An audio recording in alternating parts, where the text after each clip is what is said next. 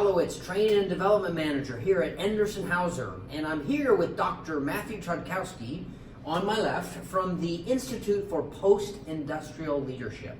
Welcome, Matt. Oh, thanks, Kit. If there's one word that symbolizes the LEAD program and is now emblematic of the leadership journey, that word is principles. In this leadership journey video segment, we're going to be discussing the 5 foundational principles.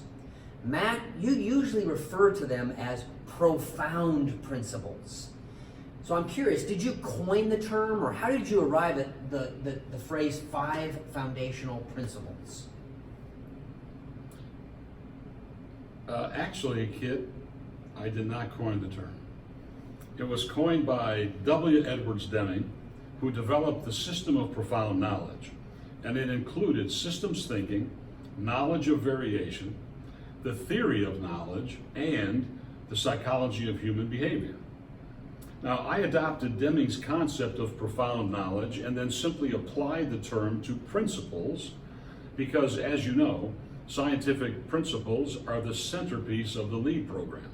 Regarding the 5 foundational principles, I did not set out to have 5 foundational principles.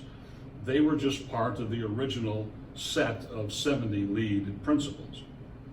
But I came to realize that those 5 principles seem to have a special connection to all the other principles, and also they had their own unique mutual relationship. So over time it became obvious that the 5 principles had to be classified separately and were inextricably interwoven. In retrospect, that made sense because they were derived directly from psychology, systems thinking, organizational development, and human nature.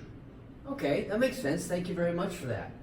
So let's start by defining what a principle actually is, and then how does it differ from a platitude, and why are principles so doggone important? If you look up the word principle, it is defined as a rule, a law, a doctrine, or even an assumption. So that seems to be a good place to start. But I think we should provide a fuller explanation of what the word actually denotes in terms of the LEAD program. When we need to explain the difference between a principle and a platitude, we want to start right there. And finally, we need to answer the question, why does all of this matter? Maybe we can even use a flip chart right here. Yeah, we can start off by looking at some of the concepts that we'll be talking about. It's a good idea, Kit. And you are correct to point out that a principle is a rule, a law, a doctrine. A principle can also be considered an assumption or a proposition based on science. And that is the key, because in terms of the LEAD program, principles are fundamental, foundational truths based on scientific evidence. Now, this has major implications because it means that we do not define principles into existence, we can only discover them using the scientific method. So one unique feature of the LEAD program is that the principles are based on science, not on popular or conventional wisdom. That makes sense. And you're referring to platitudes here, I'm assuming. Yes. There are also, from what I understand, there are significant differences between principles and platitudes. Mm-hmm. And I think we need to point out here that many of the so-called leadership courses and training programs that are out there, they're actually relying on platitudes because of their popularity and also their simplicity. Mm-hmm. From what I understand, platitudes contain just enough science to make them sound like principles. Principles, however, are truly profound. Platitudes only sound profound. Platitudes are essentially cliches or trite statements. They usually are pithy observations and overused to the point of really becoming meaningless. We can definitely or definitively state that principles, they're based on science, and platitudes are therefore based on pseudoscience. So we can sum it up this way. Principles are fertile, they stimulate thoughts, and platitudes are sterile. They stifle and essentially terminate thoughts. That's right, kid. Now, our viewers are probably asking, why does all this matter? Yeah, it makes sense to me. And you're probably right. I think you're probably very much right. And we can answer that question in a very nice and short list. And so let me share those with you. There are 6 of them. Number 1, principles are ideas, not tools. Number 2, ideas are the seeds of profound knowledge.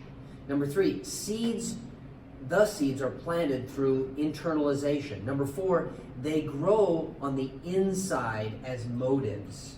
Number 5, they bloom on the outside as behaviors. And number 6, people don't use principles. Principles use people. And this is a process of personalizing profound principles. That's a very good summary, Kit. Earlier, we indicated that the 5 foundational principles emerged on their own from the list of 70. It was not pre-planned and not even expected. Right. So why do you think that is? Does it have to come with the notion of core principles? Yeah, I think that's right. That's one way to describe it. It turns out that the behavior principle, the IPO principle, stop, start, through versus to, and similar versus different, were well established years before the LEAD program was ever developed. The behavior principle was started by Kurt Lewin, who in 1954 stated it in his works, in his publications. IPO was based on general systems theory developed by von Bertalanffy in 1968. Stop versus start and through versus to are classical organizational development axioms dating back many decades. And lastly, similar versus different is an obvious truth of human nature that has been, of course, verified by science. That makes sense, Matt. It makes perfect sense that these core principles, that they would essentially then play a very central role. Exactly.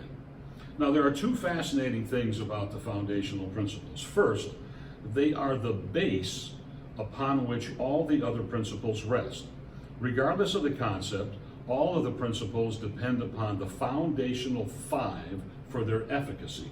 Second, the 5 foundational principles are interwoven and operate as a single entity. When you focus on any one of the 5, you literally bump into the other 4. They are interrelated, interdependent, and synergistic. Very, very interesting. Well, I think the other interesting thing about the foundational principles is that when you begin to internalize any one of them, you find that you inevitably internalize all 5 simultaneously.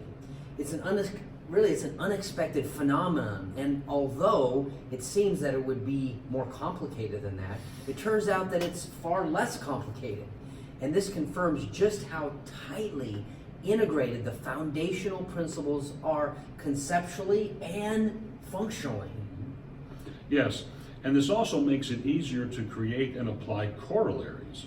The best way to explain this phenomenon is to describe the foundational principles as 5 subcomponents of a mental model, a way of thinking, a contemporary paradigm of human nature and human behavior in organizations. Yes, that makes sense.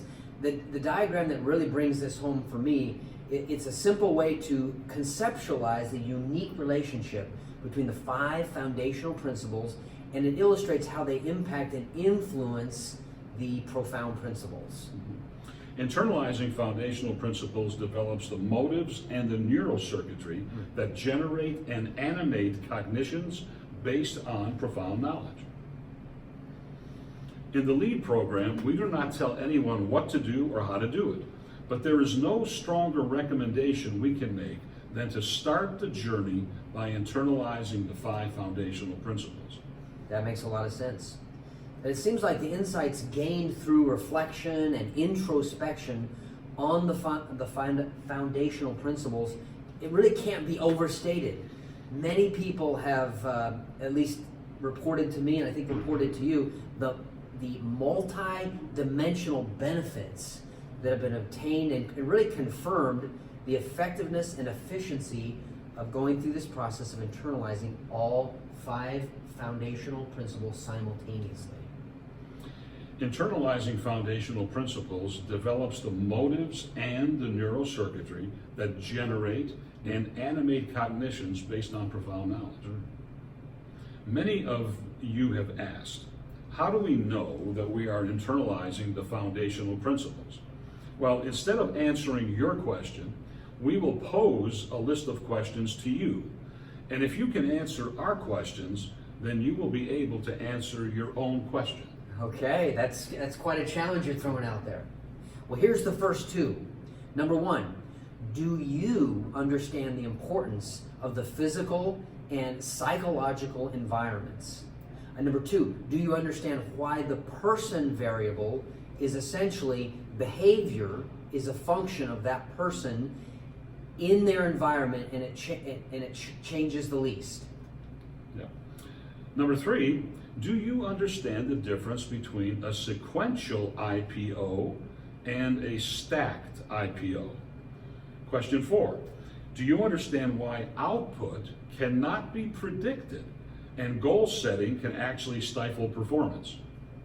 Number five, do you understand why you need to know what to start before you know what to stop? Number six, do you understand what needs to be stopped is usually not a behavior? Mm-hmm. Number seven, do you understand why doing something through someone requires mutual influence? Number eight, do you understand that seeing yourself in another person is not a figure of speech? Ooh, I like that one. Number nine is, do you understand that human differences only exist in degree, not in dimension? And then the last one is, do you realize that knowing the answers to these questions is not the same as understanding the questions? So, in conclusion, we would like to invite you to consider that on the journey to self-discovery, the 5 foundational principles, while intertwined within the 70 total lead principles, are absolutely critical for you to take time to think and internalize on your own journey to institutionalizing these principles and increasing your effectiveness and efficiency in your personal and professional life. Thanks for joining, and we'll see you next time.